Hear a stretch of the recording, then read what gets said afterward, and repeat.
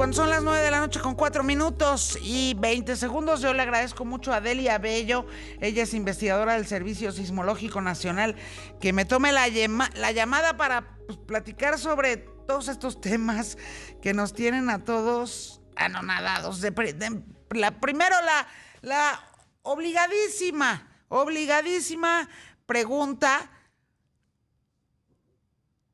en donde seguimos sin explicarnos, Delia, cómo es posible, si matemáticamente era absolutamente improbable, con una posibilidad o probabilidades menores al 0.0000751%, ¿cómo es posible que no dos, sino 3 veces se repitiera un sismo mayor, con magnitud mayor a 7% en un 19 de septiembre? Delia, muy buenas noches. Hola, ¿qué tal? Muy buenas noches. Gracias por la invitación. Y sí, entiendo las dudas que esto generó entre la población, pero tampoco es tan raro. La verdad es que el Caltech, de hecho, acaba de sacar un Twitter relacionado con este tema y en cuestión de probabilidades, pues esto volverá a ocurrir seguramente. No sé si pueda volver a ocurrir un 19 de septiembre o en cualquier otra fecha del año.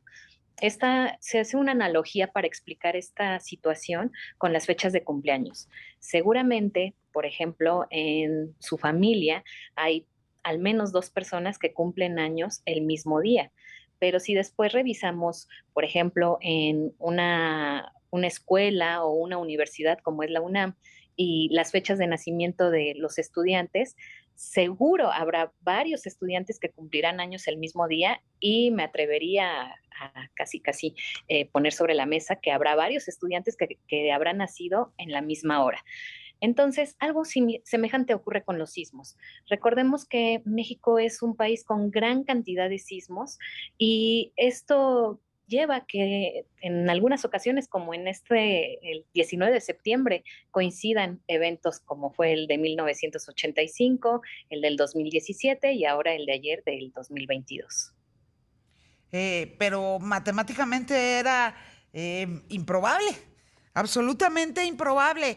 En efecto, y veíamos, ¿no? La cantidad de sismos mayores a 7 en magnitud que hay al año en México, afortunadamente, son inexistentes, ¿no? O sea, la verdad es que el último que habíamos tenido de estas magnitudes fue hace cosa de 2 años o 3, y afortunadamente tampoco pasó a mayores, y la verdad es que por donde lo viéramos, sí es enloquecedor, ¿no? Lógicamente enloquecedor que se haya presentado en 3 19 de septiembre y si comparamos el de ayer con el del 17, con minutos de diferencia, ¿no?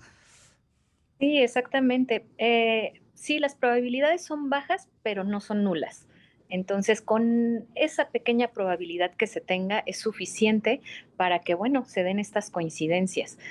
La verdad es que son eventos independientes, inclusive no se ubicaron, exceptuando el del 85, bueno, también fue en las costas de Michoacán, con el del día de ayer, pero aún así fue debido a distancias diferentes, a lugares diferentes, áreas de ruptura que se dan y que propician estos eventos. Y por otro lado, el del 2017 sí está muy alejado del epicentro de estos dos eventos. Ese ocurrió en la frontera entre Morelos-Puebla. Entonces, bueno, ahí inclusive ese evento se le considera como intraplaca porque donde rompió fue dentro de la placa de Cocos. Ajá. Entonces, sí, efectivamente, la probabilidad es baja, pero por otro lado, reitero, estamos en un país con gran cantidad de sismos que ocurren por diferentes tipos de tectónica, entre la tectónica de la placa de Cocos, Norteamérica, también al norte del país, en Baja California, tenemos una zona de deslizamiento entre la placa del Pacífico con Norteamérica. Entonces, la verdad, esta diversidad es la que genera tantos sismos y que, bueno, eventualmente se den estas coincidencias. Platicaba yo el día de hoy con un trabajador, un por supuesto, ingeniero técnico que lleva toda su vida trabajando en CFE, que evidentemente son de los principales o de las principales instituciones que registran fallas cuando hay un temblor de la índole que sea, de la magnitud que sea, pero son, digamos, el tipo de servicios que fallan inmediatamente después de un movimiento telúrico. Y me decía él hoy, a propósito de un comentario que hice en televisión de una nota que traíamos, me decía, bueno, pues parecerá improbable, pero la verdad es que entre mayo y septiembre sí son los meses en los que más sismos se registran en toda la República. Esto dicho por un ingeniero de la CFE que durante años ha atendido este tipo de problemas, ¿no? Bueno, realmente la estadística que tenemos en nuestros registros del catálogo desde que se creó el servicio en 1906 a la fecha, en realidad no son esos los meses donde hay más eventos sísmicos. Uno de los meses que resultó con más actividad sísmica fue diciembre, pero esto no significa que pueda cambiar.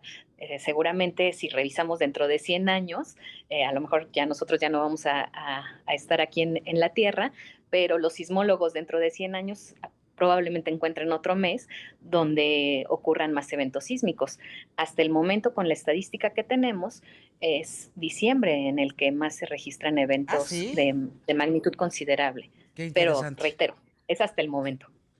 Y por otro lado, porque hay un montón de mitos, ¿no? Y también los presentábamos el día de hoy en la segunda emisión de Imagen Noticias, en Imagen Televisión, que si la luna está roja, que si llueve no sé cómo, en fin, hay muchísimos mitos asociados a la probabilidad de que ocurra algún temblor. En realidad no tienen, o al menos la ciencia no ha llegado hasta allá todavía, no tienen correlación alguna, ¿no? No, en física hay cuatro fuerzas: la fuerza de gravedad, la electromagnética, nuclear débil y nuclear fuerte. Eh, Aquí la que importa para que se muevan las placas es la de gravedad. Ujú. En realidad no hay una correlación que pueda afectar directamente el movimiento de las placas, ya sea de tipo atmosférico o electromagnético. Esto sí es importante resaltarlo. Aquí la mayor fuerza que actúa sobre las placas es la de gravedad, y bueno, el movimiento de placas además se da por el proceso de convección, es decir, el movimiento del magma que hay adentro del manto y que produce, al estarse moviendo, va a producir este movimiento de las placas tectónicas, que eventualmente van a sufrir diferentes fenómenos y producirán los sismos. Por ejemplo, en el caso de México tenemos que la placa de Cocos se introduce por debajo de la de Norteamérica, y hay puntos donde entran más en contacto. Por ejemplo, aquí yo tengo mis manos posicionadas sobre la otra mano, y mis nudillos, que aparte están un poco raros, presionan una de las palmas con mayor fuerza, y en ese lugar se va a dar la ruptura eventualmente, como ocurrió con estos eventos sísmicos. Insisto, o sea, hasta ahorita no hay, digamos, ninguna explicación científica adicional que permita sacar este otro tipo de correlaciones. ¿Cuáles sí hay? Las que sí hay son el movimiento de placas, Ajá. que tenemos este proceso de subducción. Sabemos que hay gran cantidad de eventos sísmicos en la zona de Michoacán, Guerrero, Oaxaca, Chiapas. Por la geometría de la placa de Cocos, se registran en promedio en un año mayor cantidad de eventos sísmicos en la zona de Chiapas, por ejemplo. Eso sí lo sabemos. También sabemos, hablando de México específicamente, que en el Golfo de California, es decir, en Baja California y Baja California Sur, particularmente en la zona de Mexicali y Tijuana, se pueden llegar a presentar también gran cantidad de eventos por el deslizamiento entre las placas. De hecho, este deslizamiento es el que está también relacionado con esta tan famosa falla de San Andrés que se encuentra en California, en Estados Unidos. No significa que en otros estados de la República no haya eventos sísmicos. De hecho, también hay registros aquí mismo en la Ciudad de México. Hay fallas que producen sismos, pero de magnitud baja, comparados con los del sur del país. También tenemos eventos, por ejemplo, en Nuevo León, en Sinaloa, en Sonora, en Chihuahua, en San Luis y hace poco un enjambre en Guanajuato, Zacatecas. Siempre hay sismos, pero relacionados con cuestiones atmosféricas o electromagnéticas, eso sí, no hay ninguna correlación. Y otra cosa, escuchaba yo hace un rato a un colega tuyo decir también en una entrevista, que en realidad después de un sismo grande como el del día de ayer, es poco probable que una de sus réplicas, si no es que absolutamente improbable también que una de sus réplicas sea más fuerte que el sismo original. ¿Eso es cierto? Bueno, hablando de probabilidades, sí es baja la probabilidad, pero no se descarta que pueda llegar a ocurrir. Digo, aquí hay que manejar con pincitas este tema de las probabilidades y nunca podemos decir que no completamente a una situación relacionada con las placas, la tectónica y este movimiento de la Tierra. Entonces, efectivamente, lo que hemos observado es que pues es raro que se llegue a dar una réplica de mayor magnitud, pero bueno, la probabilidad también ahí está baja, pero ahí está. Y por último, Delia, ¿cuándo, digamos, podríamos decir, si acaso podemos decir, bueno, ya tembló el 19 de septiembre, ahora pues va a tardar en temblar así fuerte, peligroso, preocupante, ¿durante cuánto tiempo? Esto es imposible de predecir, ¿no? Imposible. Si revisamos el mapa de los últimos 120 años con los sismos más grandes, hay zonas donde efectivamente no se han registrado eventos en los últimos 120 años. Uno es la brecha de Guerrero, tenemos otra brecha en el Golfo de Tehuantepec. Entonces son zonas que se están estudiando y que se les está prestando especial cuidado, precisamente porque, bueno, no se han tenido eventos importantes en los últimos, un poco más del último siglo. Y bueno, hay muchos estudios, sobre todo en la brecha de Guerrero, pero no podemos descartar la posibilidad de que ocurra un evento en esta zona. No sabemos de qué magnitud. Se puede estimar un aproximado por el área que se espera pudiera llegar a romper. Sin embargo, no podemos afirmar completamente de qué magnitud será o en qué momento preciso ocurrirá el siguiente sismo.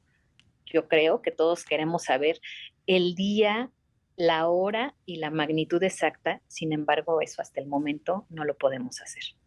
Te agradezco muchísimo, Delia Bello, investigadora del Sismológico Nacional, que hayas entrado con nosotros el día de hoy, durante estos muy generosos minutos de tu parte, a explicarnos que cada vez que tiembla nos lo tienen que explicar de nuevo, porque no hemos hecho como humanidad un avance sustancial, ¿no? Pues en la predicción, el entendimiento sí lo tenemos, pero la predicción todavía no estamos ahí de cuándo, por qué y en dónde va a temblar. Muchísimas gracias, Delia Bello. Muy buenas Gracias, noches. gracias a ustedes. Buenas noches.